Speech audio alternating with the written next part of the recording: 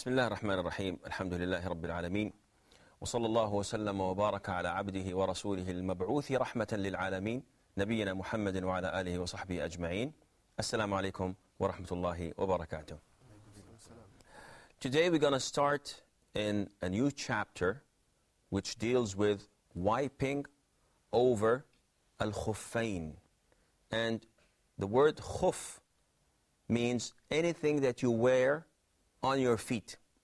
And this is part of ablution, of course, because the last pillar of ablution is washing the feet. So if you're going to have shoes, socks, or whatever on your feet, you won't be able to wash them. And this chapter deals with wiping over whatever you're wearing on your feet. The first hadith, narrated Al-Mughira bin Shu'bah, may Allah be pleased with him, I was with the Prophet sallallahu alaihi wasallam. He performed ablution, and I was then about to remove his shoes when he said, "Leave them, for my feet were pure when I put them in." So he rubbed over them. Now, this hadith tells us that Al-Mughira bin Shu'bah was helping the Prophet sallallahu alaihi wasallam perform wudu, which means that it is okay for a person to serve another. So if someone wants to pour water so you perform wudu, it's okay. Al-Mughira ibn Shu'bah, one of the companions of the Prophet ﷺ, once the Prophet finished wiping his head, then it's the turn of the feet. So Al-Mughira went to take the shoes of the Prophet ﷺ off, and the Prophet told him, "Leave them, for I have put them on a tahara." And what does that mean? It means that if a person performs wudu, ablution, and after he washed his feet, he put on his socks or he put on his shoes, he has worn these socks or shoes while being pure, while being tahir, after performing ablution. So this entitles him to wipe over the shoes or the socks once he nullifies his ablution, his wudu, and wants to perform ablution again.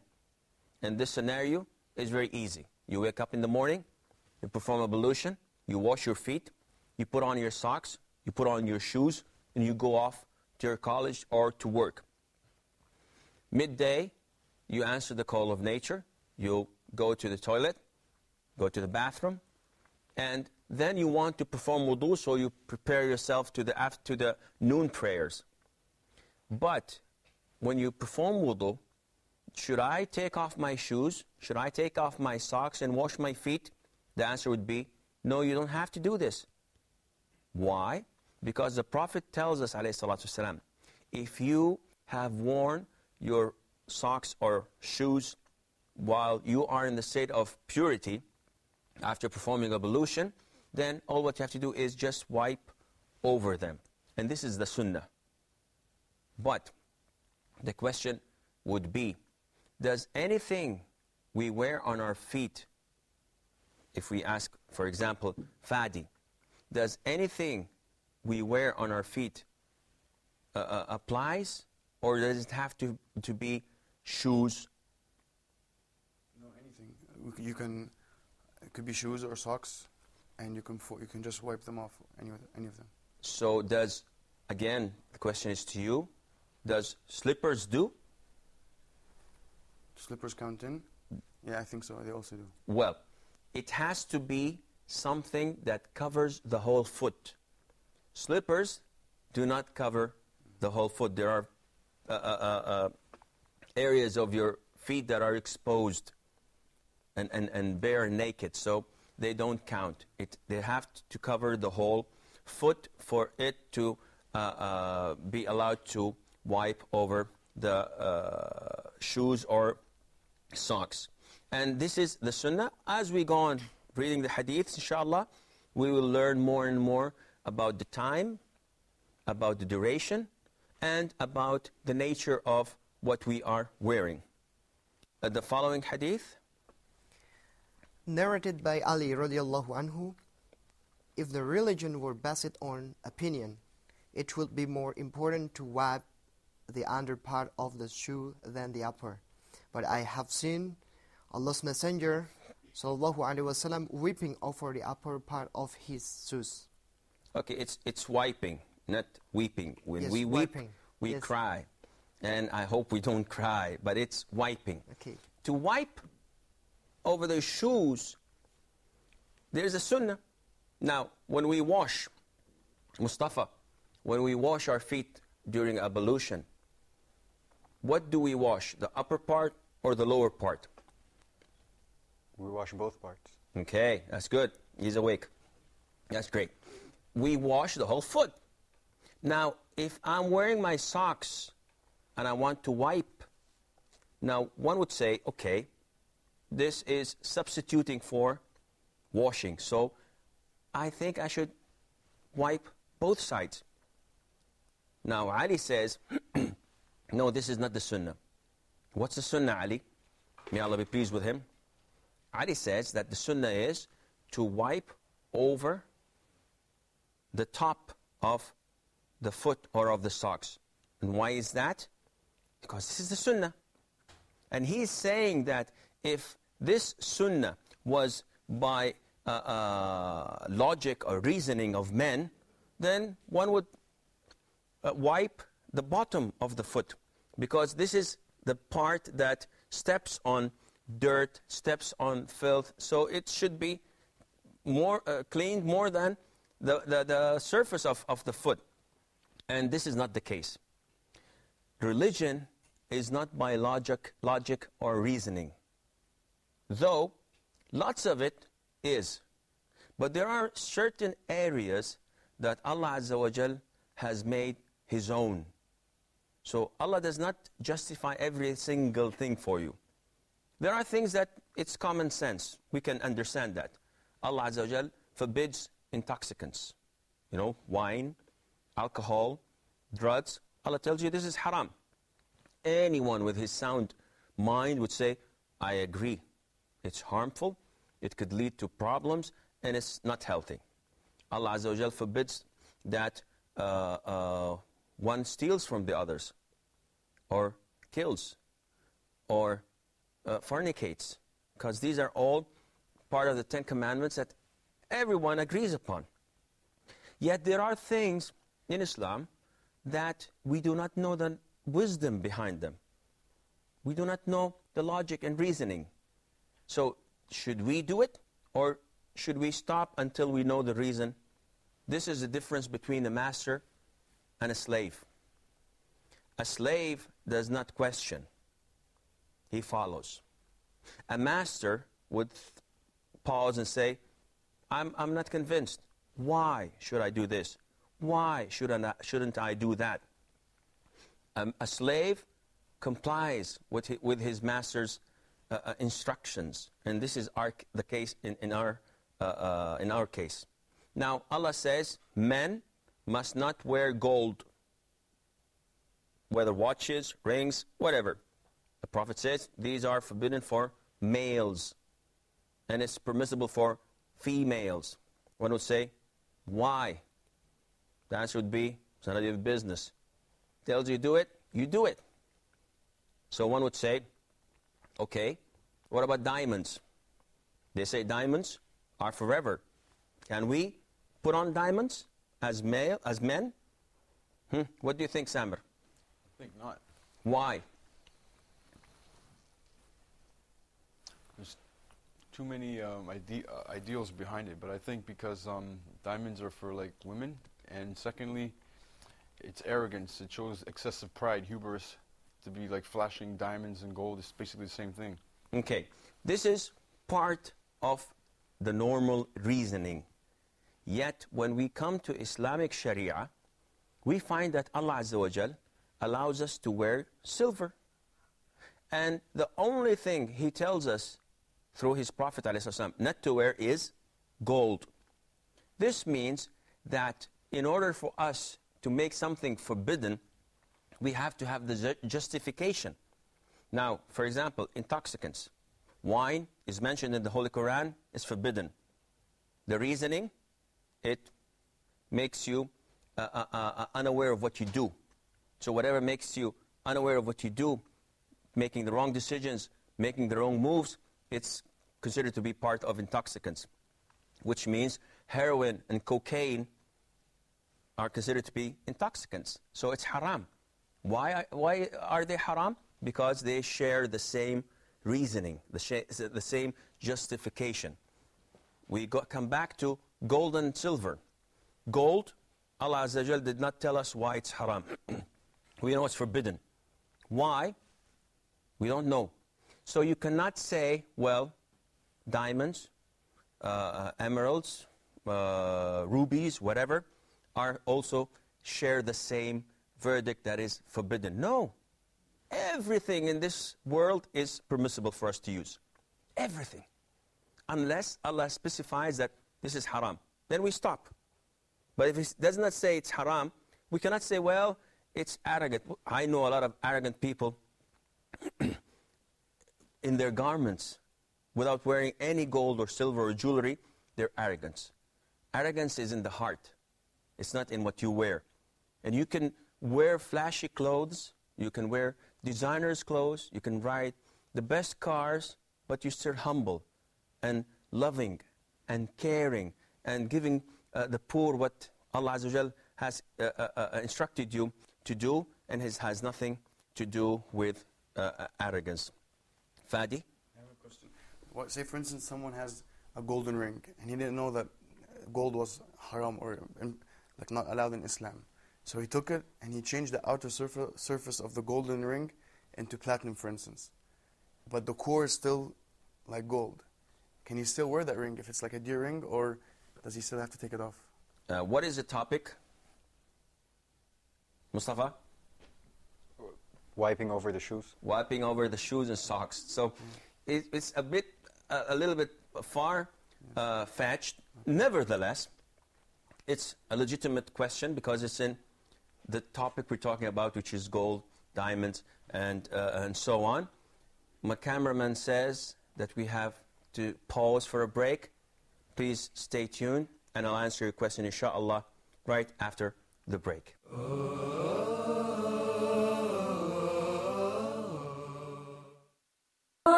You have questions that bother you. What about issues of concern to you? Would you like to share things on your mind with us? Are you interested in solutions based on an Islamic perspective? Please join me live in Meet Your Advisor every Friday at 9 p.m. Mecca time, here on Huda TV.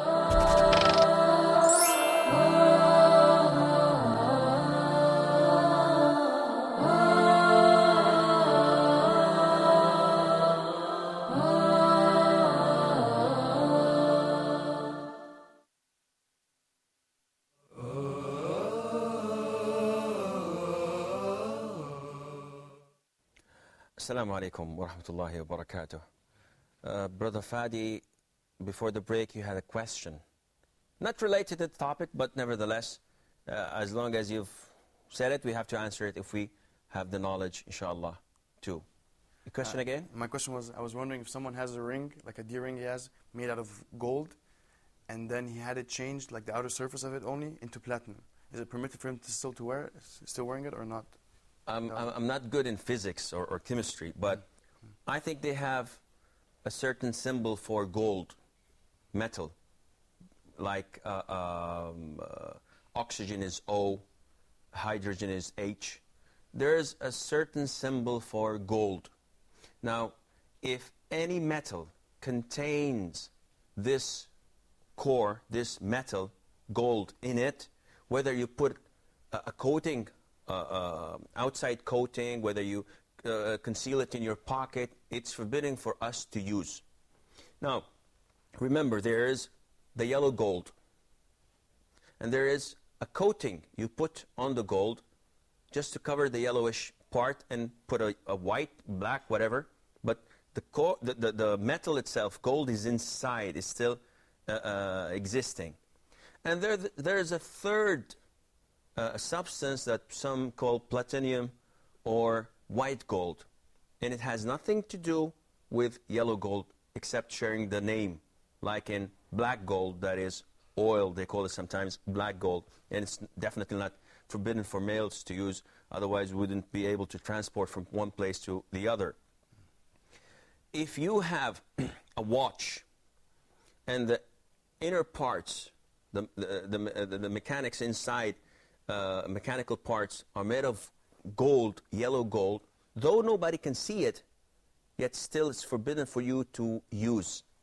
It's forbidden for you to use a golden pen or to have a key ring that's made of gold, as it is forbidden for us to use gold, period, except in certain cases that were found at the time of the Prophet ﷺ, such as having a golden tooth. Then this is okay because it's a necessity and it's a form of medication, not a form of showing off. Now, white gold is a different story altogether because it's a different metal. So regardless of the name has no consequences. It's like, for example, it's forbidden for men to wear silk, that is natural silk. But I don't know what you call this fabric that is not natural silk, but they call it silk. They import it to some clothing, and it's not as expensive as natural silk, though it shares the name silk, but because it's not natural, then it's okay for us to use. So we come back to your question. If you have a golden ring and you coat it with silver or with whatever substance as an outside layer, it is still forbidden for you to use. We come back to the hadith of Ali. Now Ali, may Allah be pleased with him, the cousin of the Prophet ﷺ, and the husband of his daughter, the son-in-law of the Prophet ﷺ. He was married to Fatima, the daughter of the Prophet ﷺ. He is justifying this sunnah. The sunnah in wiping over your feet, that is, over your shoes or socks, what you're wearing on your feet, the sunnah is to wipe only the upper part. The lower part is against the sunnah. Ali says it's not logical, but this is religion. Religion is not by reasoning or logic, because if it were to be by reasoning or logic, then you would pause in so many things and say, gee, I don't believe in this. I don't see what's the reason or wisdom behind this, so I'm not going to do it. And this is a big problem. You may succeed in finding the logic or reasoning behind 95%, 98%, or 99.9%, as in the Arabs' election. You may find or succeed to find the reasoning behind that. But there is this 0.1% that you did not find the reasoning behind it, though it is there in the Quran or though it's there in the Sunnah. What will happen? Satan will come and tell you, don't accept this. What do you want me to do? Reject it? It's in the Quran. Well, even if it's in the Quran, if you don't know the reasoning behind it, don't accept it. And that is why, as Muslims, we follow the instructions of Allah and we follow the instructions of the Prophet ﷺ without questioning. We may ask, what is the reason behind this? And if we have a reason, we tell it to you. If we don't, we say, well, I don't know. Allah tells us to do this. We do it. And you then have to comply. You don't have the option of, well, if you don't tell me the reason, I'm not going to do it. This is unacceptable in Islam. It's exactly like driving a car and then there's this red traffic light. You look left and right. There's no traffic, so why should I stop? The cops are on the other side and the guy is waiting in his car with the pad for writing a ticket and just waiting. Make my day. Make your move. So what do? Well, I don't see any reasoning for me to stop. But the police tells me to stop. So what should I do? What do? You stop. Nobody dares and cross a red traffic light when the police are watching. Why? Simply because you know you're going to be punished for that. And Allah has the higher example. Allah tells you not to do this. You are not in a position to say why. Yet, you may ask just to increase your faith and belief. And in this hadith, the logic is there. Though Ali, may Allah be pleased with him, said that the reasoning or logic is not clear, it's clear to us. Now imagine what happens if you wipe the bottom of your shoes or socks with wet hands. What would happen to your hands? They become dirty. They will become dirty from the dust, from the filth. And what will become to your shoes? The minute you stop, or you step and walk, you're going to catch more filth and dirt from the floor. So the logic thing is that you wipe the upper part. And this is symbolic, but we have to do it. And Sharia and Islam is filled with similar examples where Allah Azza wa Jal is testing you, He's examining you to see how you comply with what He says. Again, don't mix the role of a servant and the role of a master. We are servants of Allah. We are the slaves of Allah. He tells us to do something, we say, سَمِعْنَا وَأَطَعْنَا. We have heard and we comply. And we accept whatever Allah Azza wa Jal tells us. But the minute you say, we have heard and we disagree, this is the role of the Jews who were commanded to do things and they did not follow what Allah Azza wa Jal has ordered them to do. The following hadith. Narrated by Safwan ibn Asal, the Prophet ﷺ used to command us when we were traveling not to take off our shoes for 3 days and nights, except for sexual impurity, and not to do so on account of easing ourselves, passing water, or sleeping. Okay. This hadith tells us that if a person is traveling, he has the period of 3 days and 3 nights, which is equivalent of 72 hours, that he has the option to wipe over his shoes or socks during this period of 3 days and 3 nights. Whether he urinates, passes stool, or falls asleep, when he performs ablution, all what he has to do is wipe over his socks or over his shoes, with the exception of sexual impurity. And why is that? Because sexual impurity requires that you have a total bath. You have ghusl. And you cannot have a total bath with wiping your socks. You have to take off your socks and shoes, and you have to perform this total bath, ghusl, all in all. And if you find this hadith, the following hadith will elaborate a little bit on the period, inshaAllah. So hadith number, yes, Fadi? I have a question. So if we're traveling, so is it better for us to take off the shoes and like if we do performing ablution, to wash our feet, or is it better for us not to do so? Now, is the question understood? I'm traveling, and I have my shoes, I wore my shoes on a tahara. I've performed ablution and I'm wearing my shoes. Now it's time for prayer. Should I take off my shoes and wash my feet, or is it recommendable to wipe over the shoes? It depends on what you're doing. If the state you are in, if I'm in the state I'm in, I'm having my shoes on, then I wipe on my shoes or wipe on my socks. If I don't have them, I wash my feet. Scholars say that this is made to make your life easier. So it is up to you. Does this mean that if I started traveling today and I have 3 days, which is Saturday, Sunday, and Monday, that during these 3 days I may not take off my shoes? No, it depends on how you feel.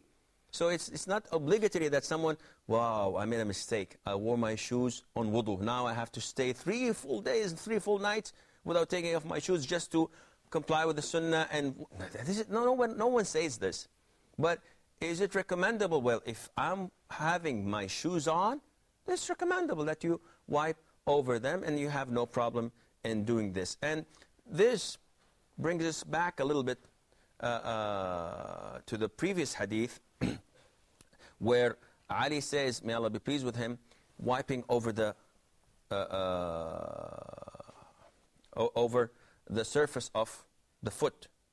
Now, when you wipe over the foot, not underneath the foot, when you wipe over the shoes or the socks, this does not happen. You do not put water in your hands and you soak your shoes or socks. It's called wiping. It's not called washing. So all what you have to do is just wet your hands, and there's no water in it. It's just wet. And all what you do is once from the front to the back of your foot, once. All what you do is once. You don't have to soak it. And a lot of people have this wrong idea of doing it. They wet their hands really well and put some water in their hands and then put it on the socks or on the feet, and this is wrong. You are not supposed to wash it. You're supposed to wipe on it.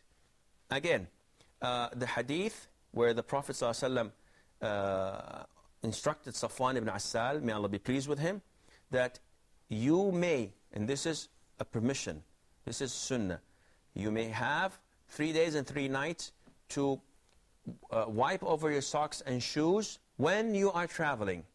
But how long can I do this when I'm residing? How long can I do this when I'm in my city or in my hometown?